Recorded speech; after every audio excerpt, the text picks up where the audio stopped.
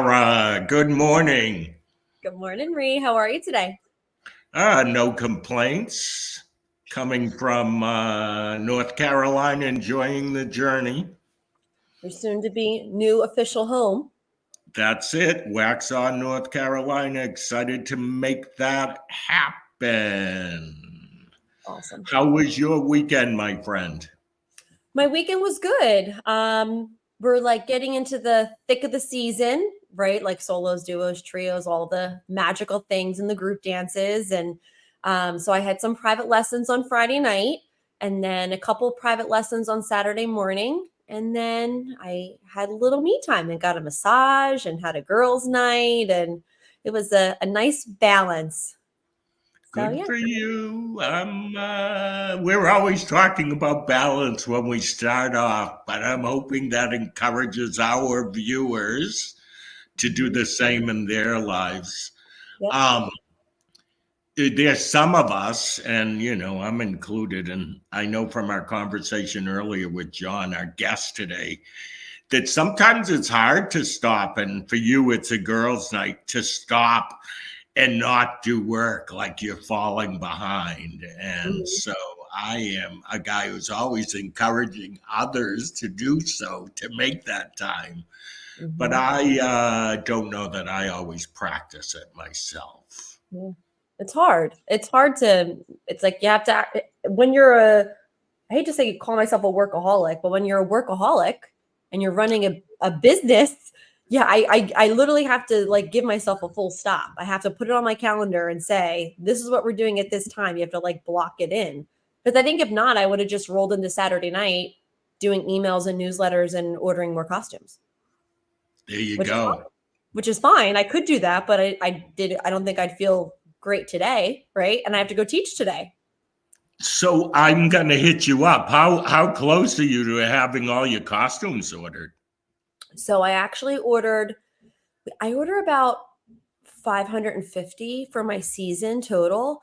But I ordered them in two waves. So the first wave is my competitive, and that was 320, and they were all ordered, all of them. And they're actually already at the dance studio. Ordered, arrived, out of my garage already, at the dance studio. So we just have to start the process of, checking in, and I do custom garment bags with my studio logo on them. So we have to like check them in, hang them up, make sure everything's like good with them. No, nothing, no faults or manufacturing issues, and then start handing them out. And then the next wave will be middle of November. I'll order the next, like all the recreational costumes for my littles and my teens and all of that.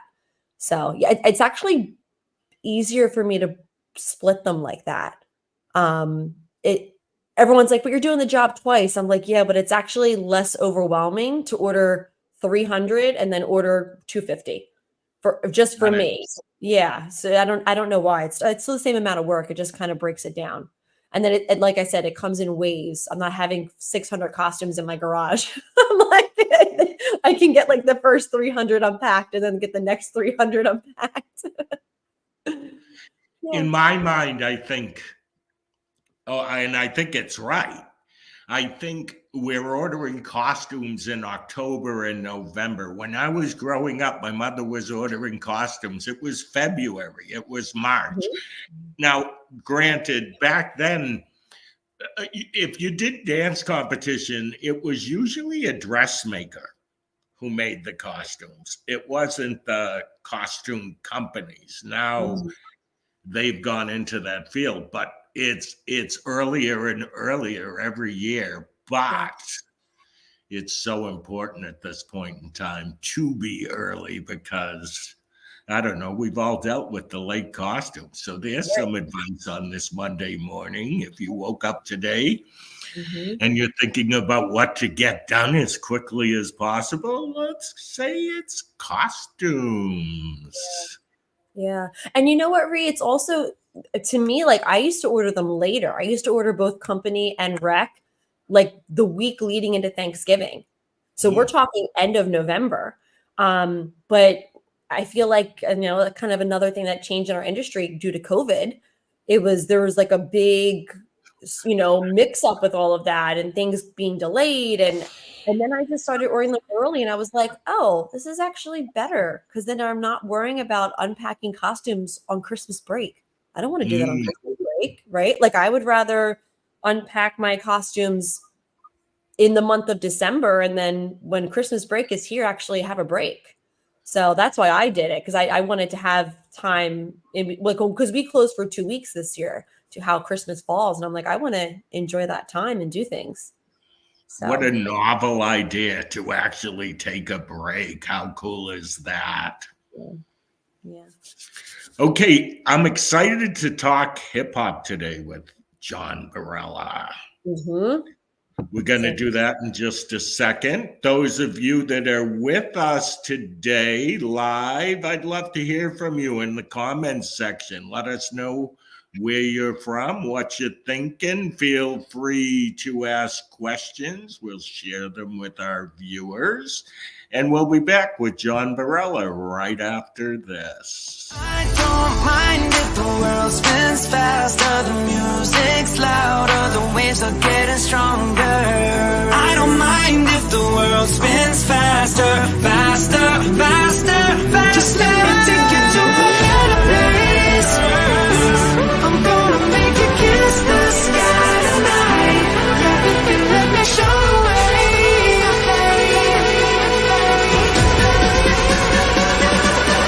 I'm so excited to see you excited. Take you to a better place. I'm gonna make you kiss the sky tonight. Yeah, if you let me show the way. I'm so excited to see you excited. I'll take you to a better place. And baby, you can love me all the way. We're flying up to outer space. I'm so excited to see you excited. Yeah.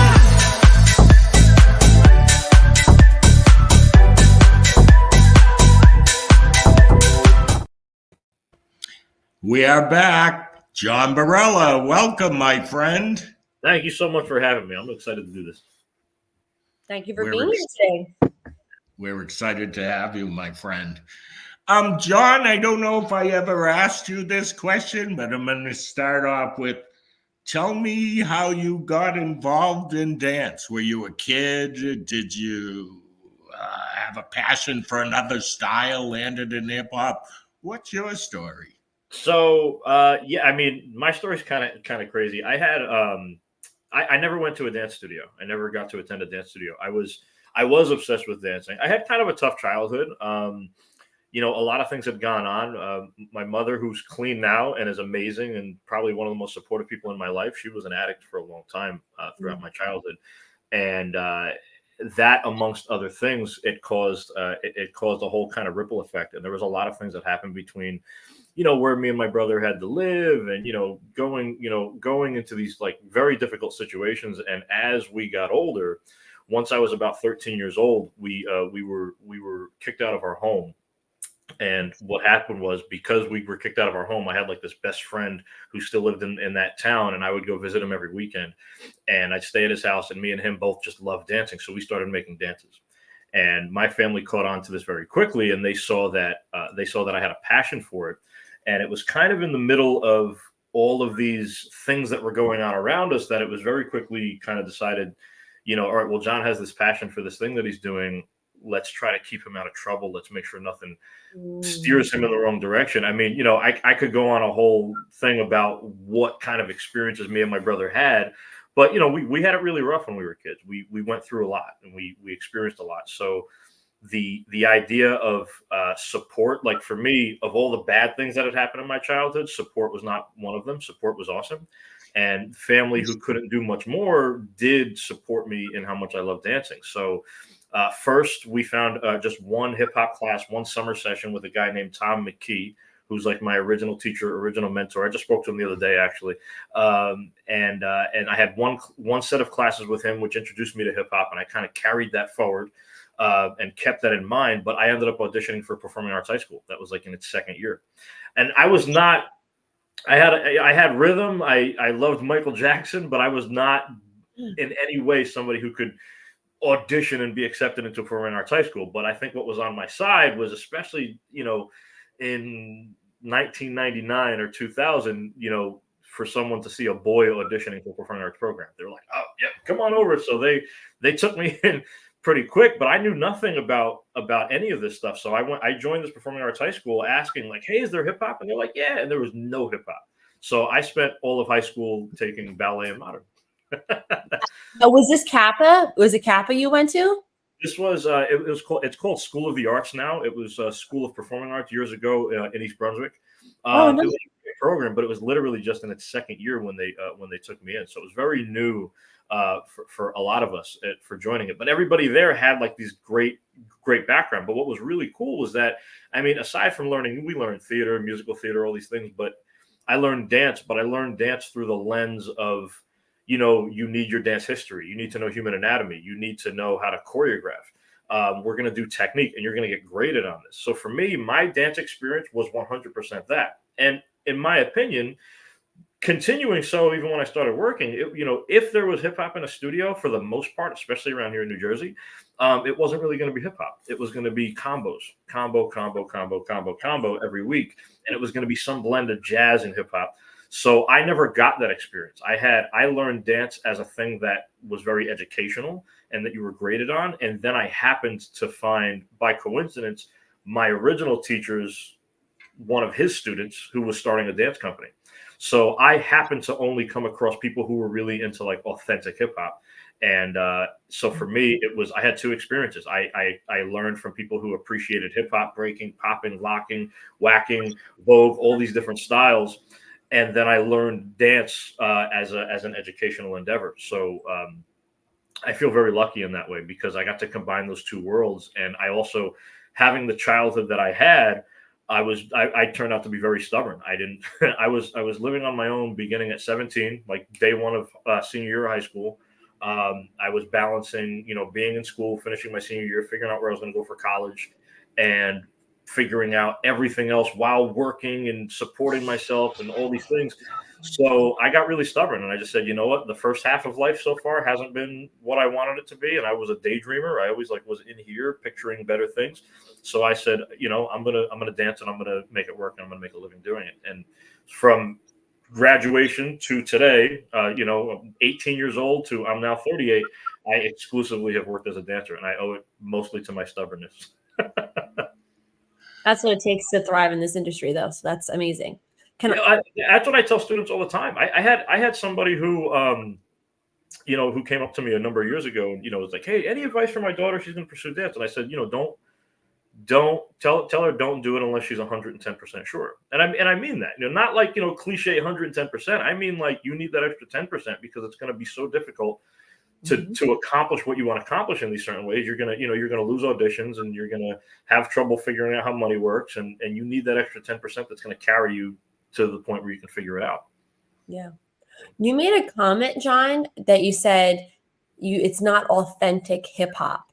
Can you elaborate on that?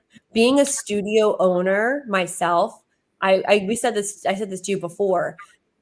I'm very lucky. I grew up in the city, so I did kind of grow up. I was never participating in any type of like ciphers or anything, but I've seen them going to clubs and I saw the guys doing it. So I had a clear understanding of what hip hop was, but I also grew up going to a dance studio and my dance studio they had hip hop, they didn't have that.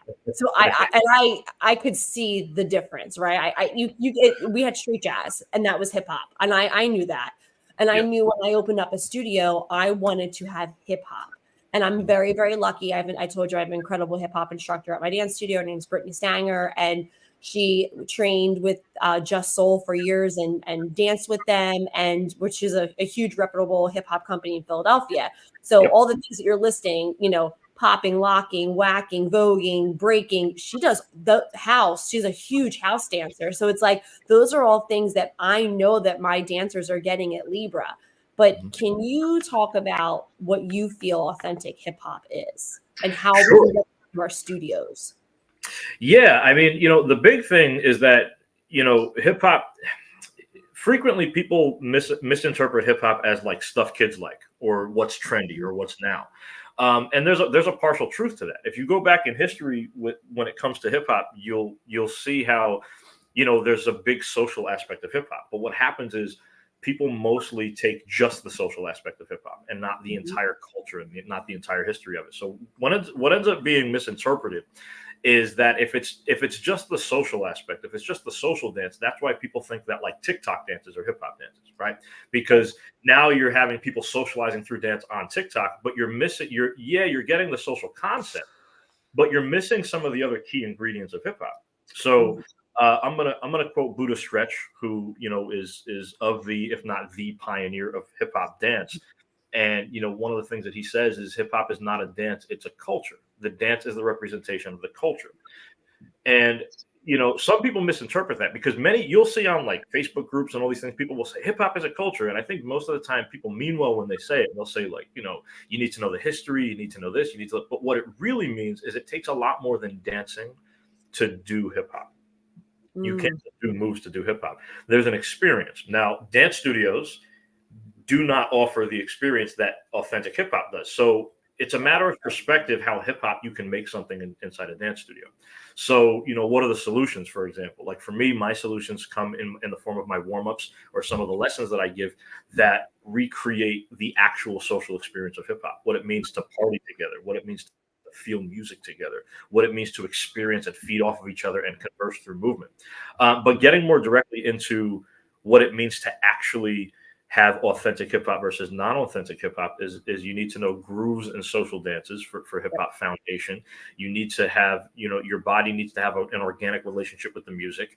And most importantly, what people usually get wrong and what people will fight on is, it's arguable that if hip hop dance was developed from a movement response to hip hop music, then you need it to be hip hop music. If it's pop music, it's arguably not hip hop anymore, and it's debatable, right? Some people don't see it that way. Some people see it many different ways. But from my perspective, not only is everything we do not specifically going to be hip hop, it's also okay. When I train teachers, I will frequently say, if your class is called hip hop, whatever speaks to you creatively, if you want to do a jazz hip hop fusion, if you want to do it. If that's what speaks to you, if that's what you love, do it. But don't make that a creative choice. Don't make that the foundation of your technical training for your dancers. If it's called hip hop, they should be learning hip hop. And then they use that. I mentioned to you guys before, one thing I always say is there's a difference between representative of hip hop and inspired by hip hop. I find that most things that we see, especially at dance competitions and stuff like that, are actually inspired by hip hop. So authenticity requires you to have a deep understanding and full representation of it. So do you know how to groove? Do you know these terms? And are you using that to respond to music, the right music, in an organic way? If it's beyond that, it's a matter of perspective whether it's still hip hop. Ooh, we did that right away. I would love to hear some more about the social aspects of hip hop. When you use those words, what do you mean? So, in an organic atmosphere, like go back in time, right? When hip hop was first developed, when hip hop culture was first developed, it was developed on a few pillars, right? So you had breaking, you had DJing, MCing, and graffiti. Those are kind of the originals. And then there's more elements of hip hop that get developed in afterward. But if you look at those four elements are four legs of a table that creates hip hop culture. And the dance aspect was breaking. So there's also this big argument to be made that, like, you might not have this full view of hip hop culture unless you've learned breaking too. There's a good argument to be made on that, because breaking was a foundational aspect. But later on, as hip hop music became a thing, hip hop clubs became a thing. And as hip hop clubs became a thing, the adjustment to this hip hop music and this atmosphere and the different way people were dancing with each other and the move away from breaking specifically creates this movement response to the music at clubs specifically, right? At clubs or at parties. So creating these social dances, there's all these different social dances like the Smurf, the Prep, the Bart Simpson, all these different steps. These are literally, to me, that's the ballet bar of hip hop. These are the things that created the foundation of the experience for hip hop. But it's not just like, I know how to do this move, I can do this move. I use this as an example a lot. I I had taught my dancers a move called the Bart Simpson and they were doing it at a competition, and they're like, they're doing the thing, and the judge at the competition had said to plie more, which always drives me nuts. They told them to plie more, and the kids looked at me and they were like, and I was like, I just kind of nodded my head like, oh, don't pay attention to that, and they. And one of the other professionals in the room had said, well, I think they just mean to bend your knees more. And I said, well, that's the problem. You don't just bend your knees. Actually, they didn't need to bend their knees more. They needed to use this more. Their groove. Like this part of their body had to groove more. And everybody always says, bend your knees, bend your knees. But bending your knees helps only if you already know to move this. And in studios, most people don't do that. And in studios, you have a lot of training that teaches you to hold your posture. So when you tell a studio full of kids who are taught to hold their posture to bend their knees, they're not grooving. They need to know to let this go. Mm-hmm. So these are the little things that you get in an organic atmosphere, and the socializing through movement and speaking to each other through movement is everything. And Rhee, just to kind of like bounce off of a little bit more directly what you wanted to say, I'll give you a strong example. One of my original teachers would bring me out when I was first old enough to go out to these clubs in New York, these like actual true hip hop clubs. There's stuff like House Dance Conference, Behind the Groove, all these different things that were developed. Back then it was House Dance Conference. And when he first brought me out there, he would say it was kind of bad advice because he turned out to not want to do it himself. He didn't want to freestyle. He turned out to be very afraid of showing what he did. So he would tell us not to do it. And he would tell us that, like, don't go in, don't show anything, because if you do, they're going to, and he like just made us feel like we would be judged. And it just wasn't true at all.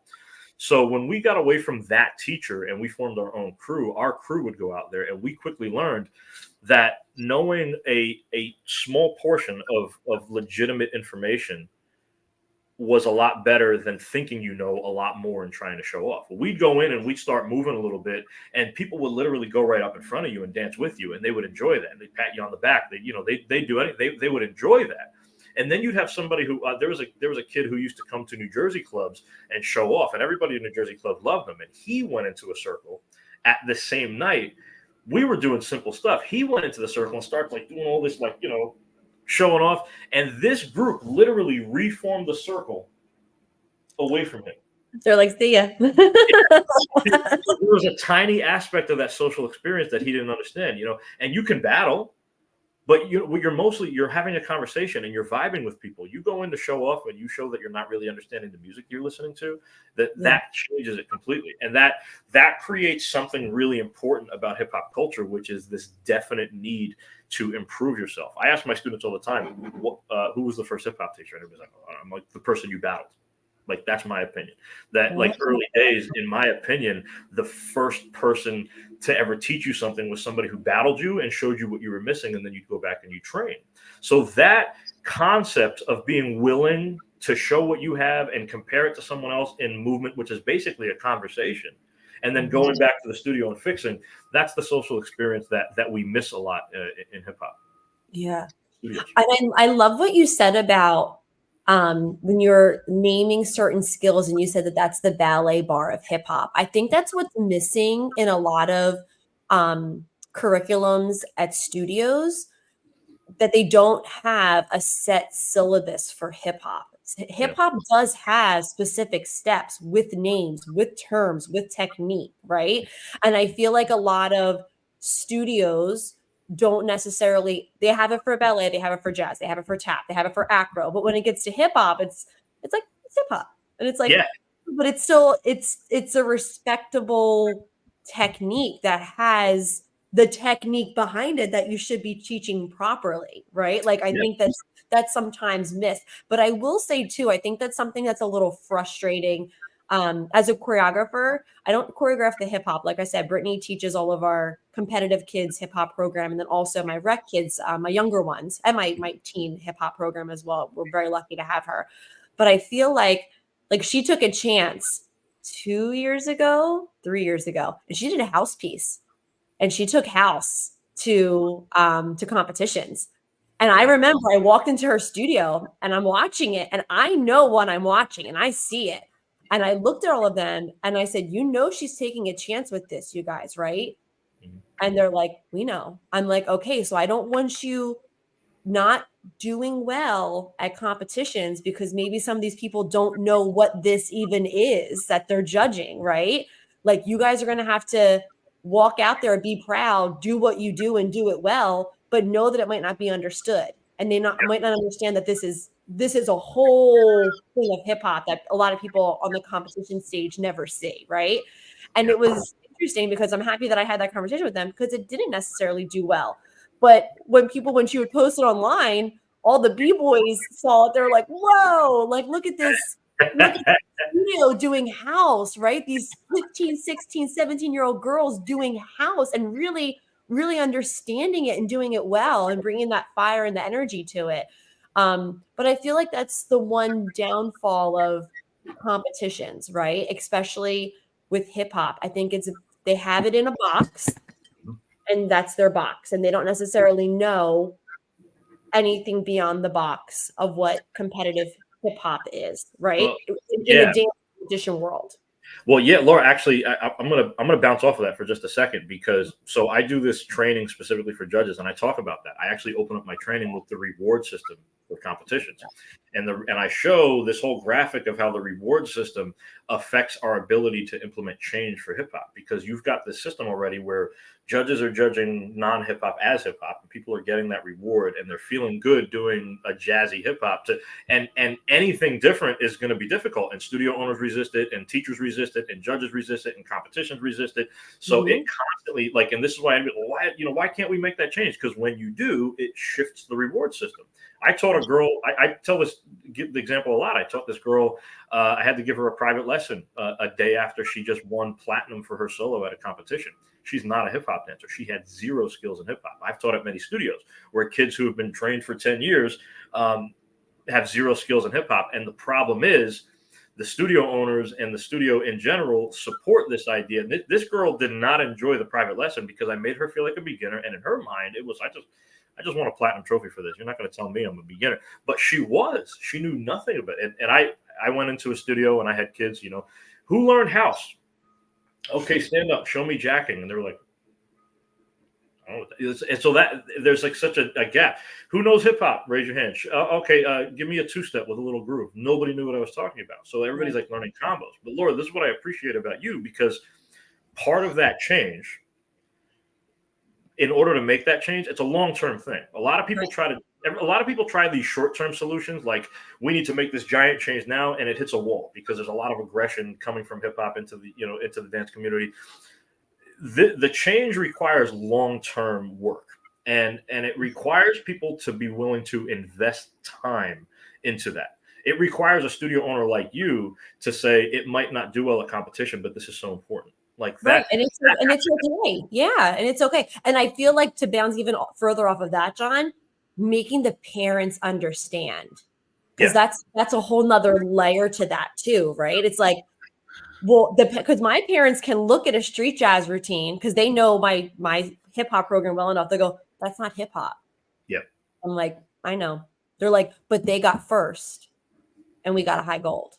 And we're doing a house routine, and that's hip hop. And I'm like, and that puts me as a studio owner in a very uncomfortable position because my parents are now being educated in what real hip hop is, and they're seeing their dancers train in it and perform and get great choreography in it, but it's not translating on the competition stage, right? Yeah. Well, that becomes that leads to the question of.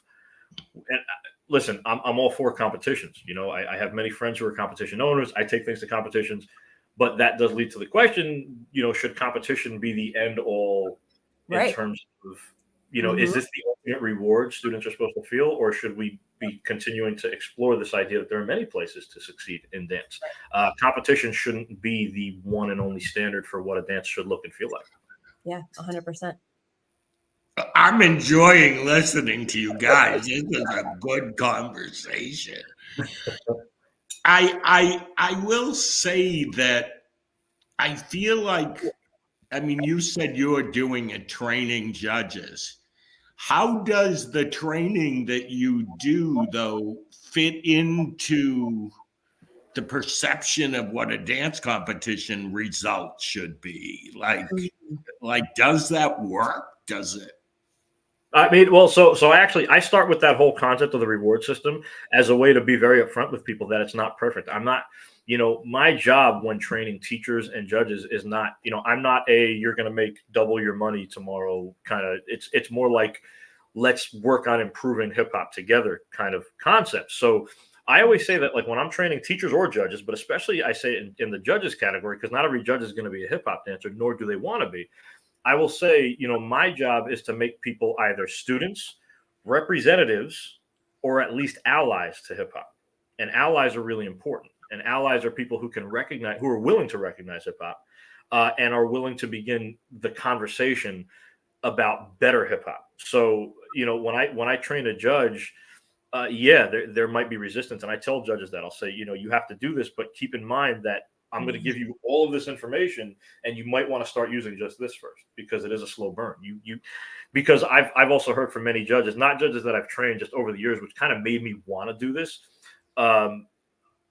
I heard from judges who were like, I mentioned that this wasn't actually hip hop what they're doing, and the choreographer confronted me and all these things. So there's a lot of egos in there, and there's a lot of people who don't accept what hip hop actually is versus what they do. Well, we do the studio hip hop. So, all right, but it's not, listen, in my opinion, there's no such thing as sassy hip hop, studio hip hop. It's just hip hop. I've had studios who are like, oh, we're going to call your class John's hip hop. I'm like, I don't own hip hop. Right. You're like, that's flattering, but no. Certification course. I don't certify people in hip hop. I certify people in my teaching method, because I don't believe I own hip hop. I don't, So, all of these things, they hit these walls, and part of it is just kind of slowly creating this new standard where there's more choreographers bringing authenticity to competition, and slowly getting more and more judges to recognize that authenticity and reward that authenticity. So it's definitely a slow burn. It's not something that can fix right away. But the idea when training judges, especially judges who aren't actually hip hop dancers, it's just, let's help you recognize this a little bit more, and let's help you understand what you don't understand, and how to judge in those situations. Because I have a lot of judges who will also make assumptions. I've had judges who will, talk about repetition in a style like locking, which has a lot of repetition. There's like all these different things that like happen over and over again. Like, maybe don't point so much, but pointing is actually part of the culture of that style. Smile more, and smiling isn't necessary. You can smile when you do hip hop, but it's also important to do it when it's organic, not when it's presentational. You want it to feel real. You want it to feel like a real relationship with music, which again goes back to that social experience. So there's a lot, and I try to get people to slowly understand better terminology, but more importantly, the misconceptions that they have. And it's a very slow burn. Yeah, I agree. I think it is a slow burn. And I have seen, I've been choreographing before. I owned my dance studio for our 14th season, but I've been teaching for 22. And when I first came out of high school, I got dropped right into a hip hop teacher was leaving from one studio that I was working at, and going to North Carolina to get her master's. And she was like, they're looking for a hip hop instructor. And at that point I was going to Temple, and Temple did have Dwayne Williams there, and he used to dance for Rennie Harris. So like I was getting true hip hop training, but again, in a studio, right? And at college. So I did feel comfortable taking over that program. But once I looked at that, I was like, this is not there. There's this very specific competitive choreography for hip hop. And we're going back, this is 22 years ago when I took over that competitive program. So I remember watching them going to the recital, and I never choreographed hip hop for a competition. And I'm like, well, what's the difference? And I saw it. I was like, oh, it's that. Okay. I'm like, I can do that, but this is just a little different than what I thought it was going to be. Right. Like, and then I remember at the same time I was teaching in Trenton, New Jersey, and I took over their hip hop program. And when I would put on music, the little ones would be like, and I'm like, yeah, like, whoa, like I wouldn't even, before I even had to say start grooving, they were it was just natural for them. It's literally in them. It's a part of their, and I said to them, I'm like, I'm sure your moms have music on in the kitchen. You're all dancing together, right? And they're like, yeah, every morning, or every time my mom makes dinner. Like that, it's like you're saying, it's a cultural experience. It's barbecues, and that's there's always music, there's always dancing, and it was just so clear to me, like teaching at each studio, how different it was. Yeah. And I didn't like or dislike one over the other, or liked one more. It was just very clear to me that this is this and this is that. And I was hired to do this. and I was hired to do that. And it was just very clear to me, the difference. Very clear to me. I want to take a second to tackle this because, hang on, here's the comment that follows. So here is the first comment. Keep in mind, we're losing the art of dance due to travel sports and other areas where parents can place instant gratification for their kids. Yeah. Competition dance is driving our industry, not the art of dance. It's an evolving landscape. I want to make my comment and then hear what you have to say. Yeah, we could leave it at that. But I say that dance competition, if used the right way, elevates our industry as educators, choreographers, etc. And I feel like there is more art today than there was 20 years ago in dance competition. Mhm. And that maybe we need to look at it like you just said, John, which is educating the people involved Mhm. rather than saying it's all financially driven. It may be all business, I guess I could say, is financially driven.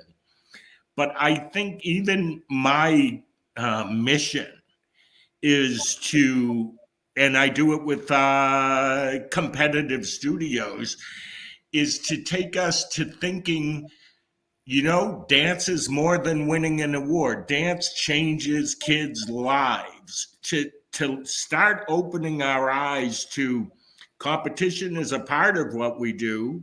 And whether you're into it or not into it, let's educate those that are into it so that they're doing it the right way. Okay, that was a long ass. That doesn't mean there isn't a point to Corey or Jamie's point. I just want to say that I feel like there's an educational aspect to it all and that we need to educate those people. Okay, comments. Well, Yeah, Laura, you want to go first? Go ahead. I was just going to say, I think it goes down to the studio and the teacher, right? Like when I choreograph something, I come from an artistic place.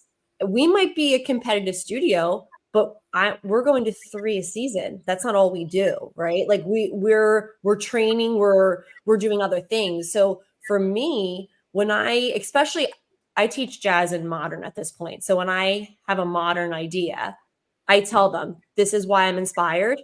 This is my idea, or this is where it's coming from, or this is where the music that I'm pulling it from. It's making me feel this way. I make them a part of the creative process. They might do a move when we're improvising. We said this last time, like, oh, I like that. Like, let's add that in there somewhere, right? Like, I feel like us as teachers and studio owners, we can, I think, find a balance of having that competitive program, but also approach it in an artistic way.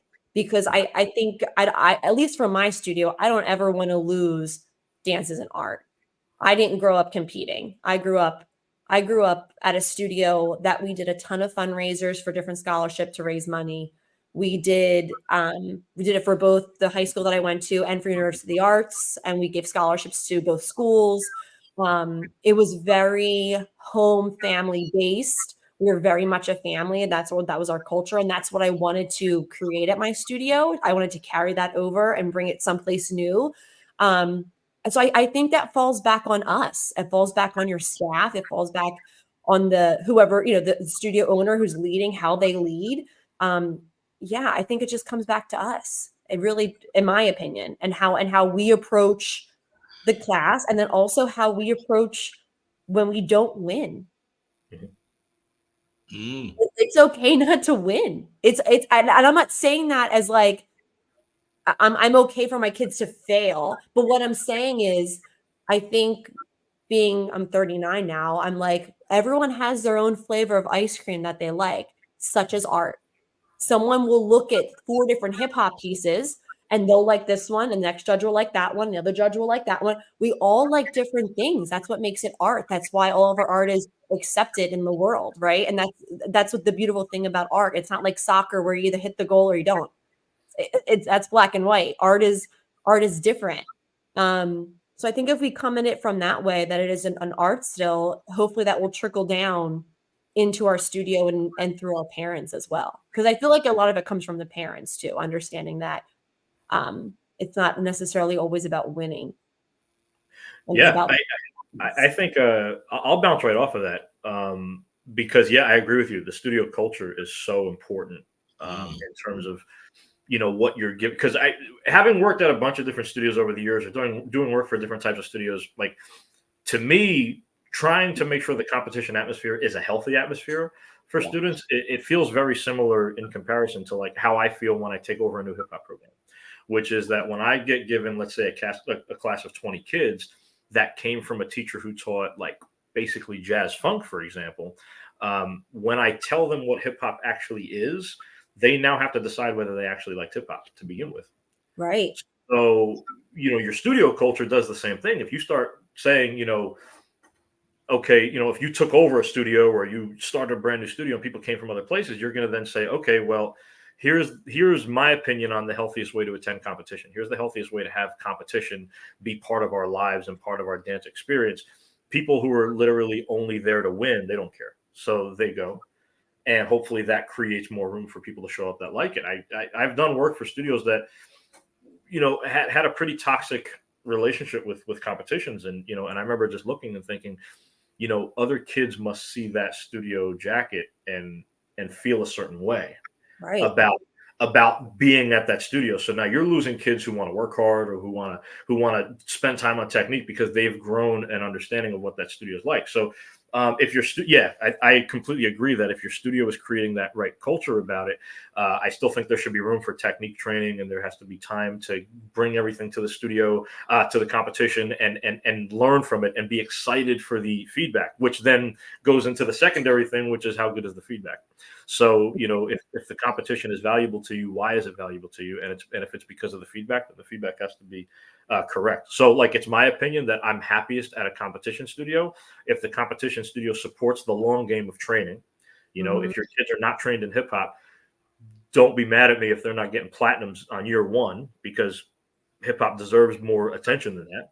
Right. And and sometimes they do great. I have both. I have kids who are like, so I have a couple of kids who are, so passionate about hip hop and so excited specifically to learn breaking that they're killing it in the solos that we're developing right now. And I'm sure they'll do really well this competition season. Then there's others who are like, not really totally understanding of it yet. And they're going to need more time, and that's okay. So that long game of building that technique is important. But, if competition is going to be important, then what part of competition are we telling parents and kids is important? And if that part is the feedback, and the feedback isn't good, then that's the hard part to make happen. Right.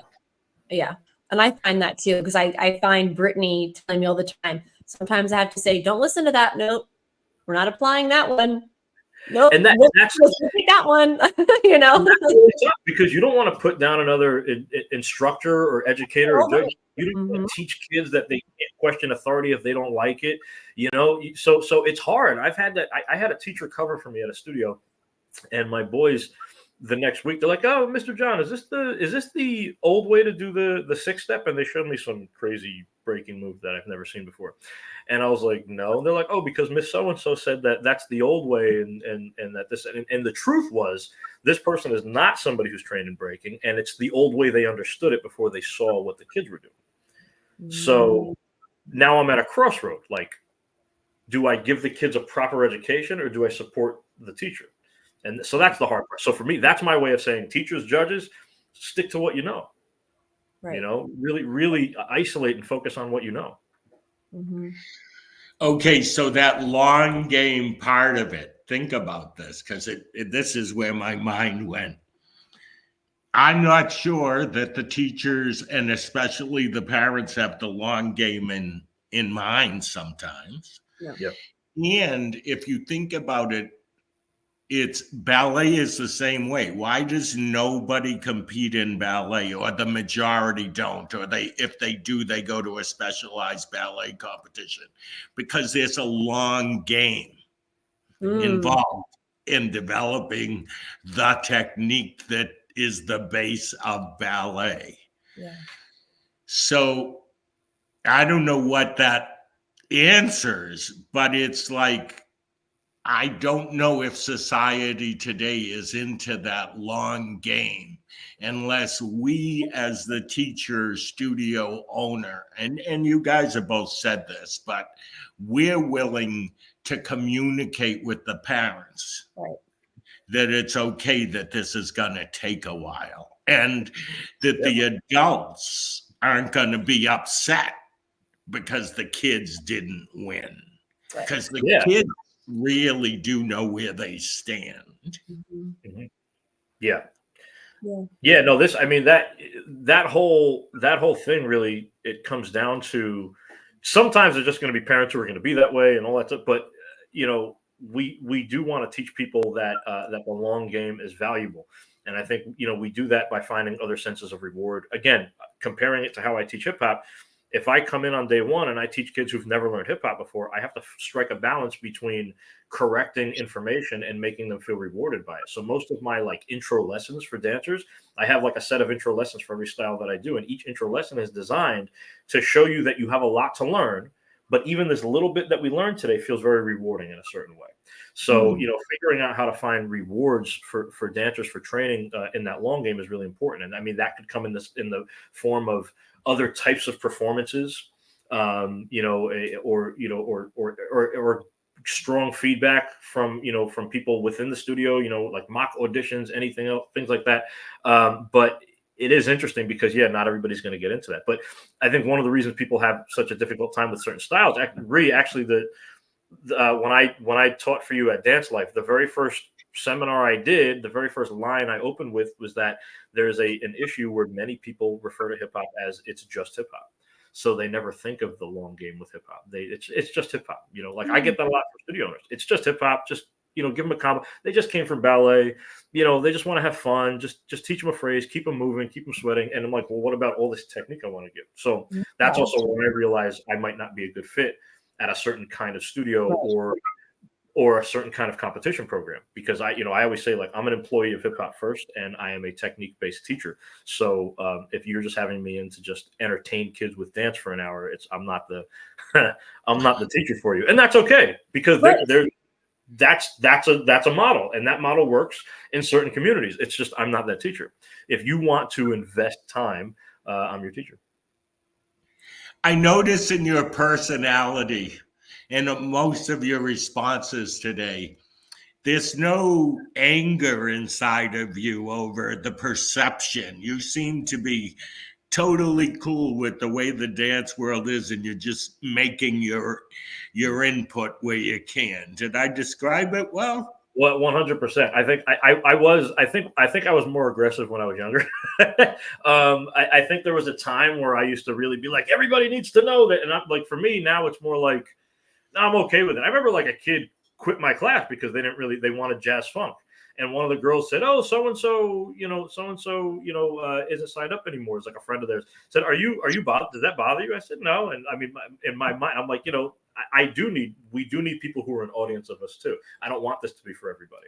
So I'm also very okay with that. And I feel that the more particular my thing is, the more particular people can keep something in mind about me. I want to be the person that's getting like tagged in Facebook posts when somebody says, I need help, with resources as a hip hop teacher. Like, well, John does that specific thing.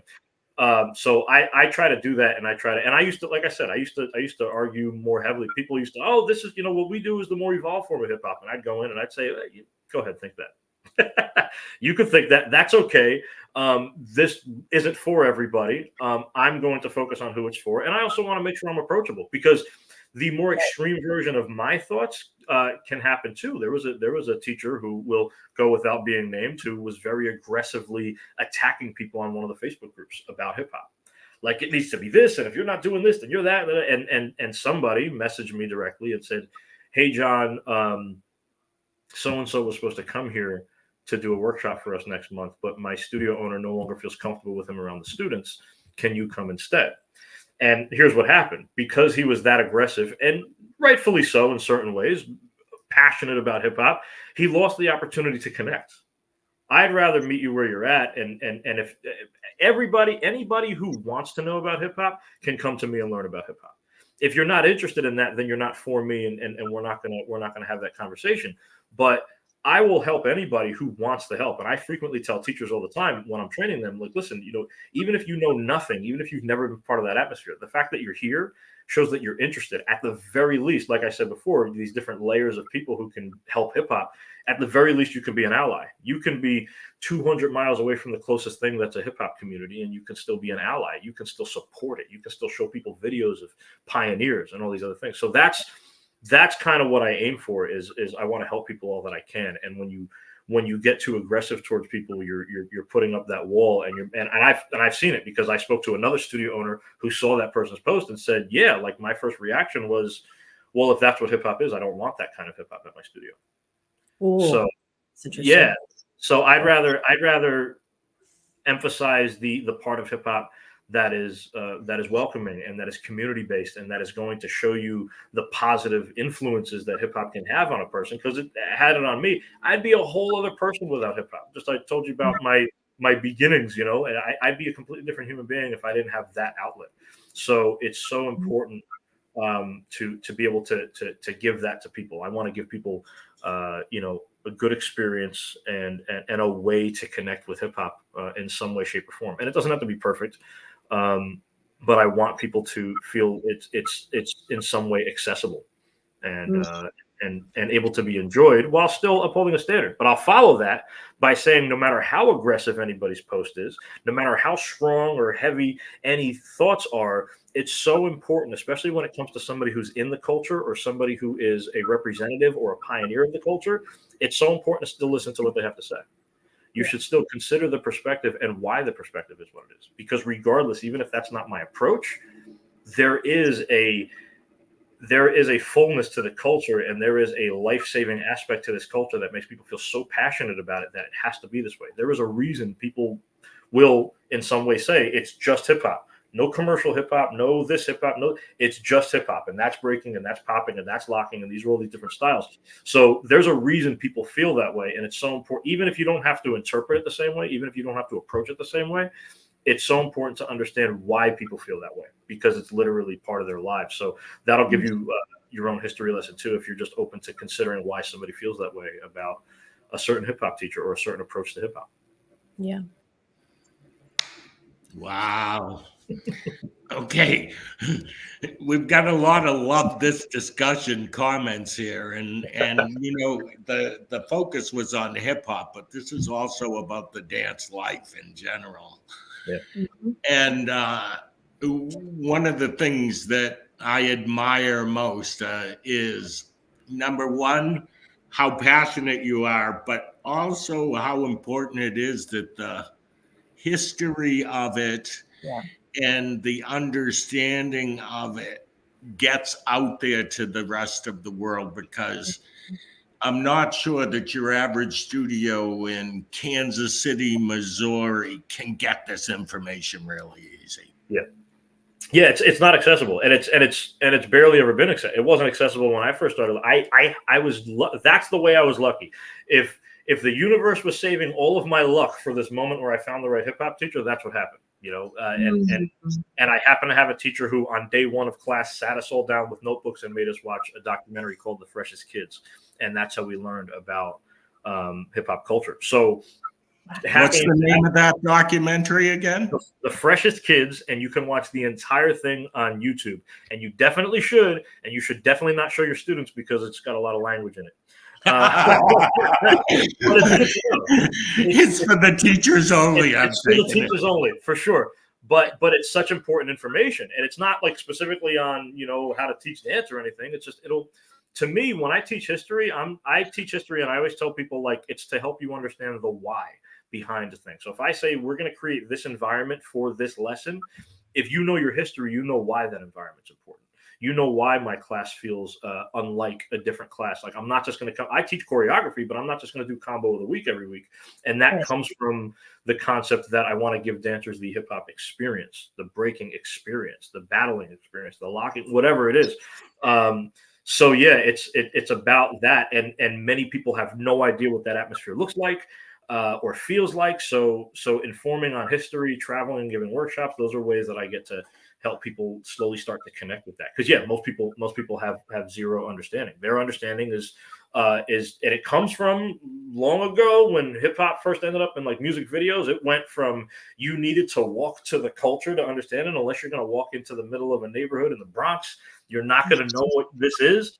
To everybody sees it on TV and copies it. You know, everybody in my generation grew up doing, you know, the Running Man and all these other things. So you have this dose of authentic hip hop, but completely disconnected from the culture. You just get to have it from your TV or now from the internet. So now more than ever, people have access to information without context.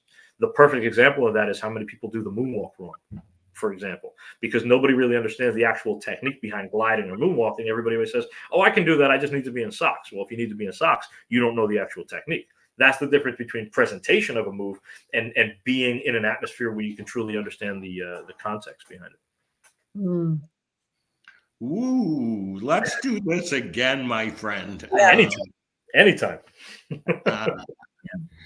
I feel like I learned so much today. John, how can someone find out more about what you're up to, my friend?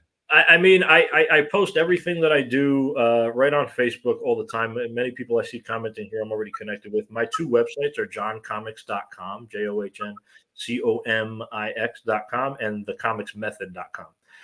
That's where you get a lot of updates on what I do. I'm constantly traveling. I'm always at different events, conventions, conferences, presenting all these different things that I like to do.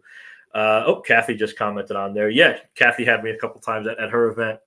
So I'm all over the place all the time, and I'm always happy to do workshops either through the internet like this or in person. And I like to be busy. So if I have like a day and a half off, I'm happy to fly to Kansas City, Missouri, or anywhere. Not that I was picking on Kansas City, Missouri, guys. No, but I do, you know, but I all that stuff. So I mean, you name it, you know. I mean, you guys know I do choreography workshops.